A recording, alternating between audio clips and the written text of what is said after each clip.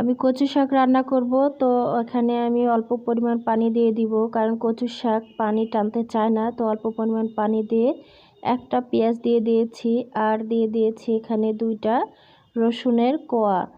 আর 2টা রসুনের কোয়া বলতে 2টা রসুন শুধু কোয়া বের করে দিয়েছি, বাটিনি। আর এখানে কাঁচামরিচ দিয়ে দিয়েছি। কচু শাকে একটু বেশি পরিমাণ মরিচ লাগে, তো আমি 10 থেকে 15টা কাঁচামরিচ এখানে দিয়ে দিয়েছি। আর পরিমাণ মতো লবণ, কচু শাকে কিন্তু অল্প পরিমাণ লবণ লাগে। বাস এটা চেপে দিয়েছি সিদ্ধ করার জন্য। তারপরে তেল গরম করছি। তেল গরম করার পর এখানে আমি শুকনা মরিচের ফোড়ন দিয়ে দিব। তো প্রথমে আমি শুকনা মরিচটা দিয়ে নেড়ে চেড়ে নিয়ে তারপরে এখানে দিয়ে দিয়েছিলাম আদা বাটা আর রসুন বাটা। আদা বাটা একটু কম পরিমাণে দিবেন, রসুন বাটা একটু বেশি পরিমাণে দিবেন। যাই হোক, উপকরণটা ভালো করে নেড়ে চেড়ে ভাজা হয়ে গেলে এখানে কচু শাকটা দিয়ে দিবেন।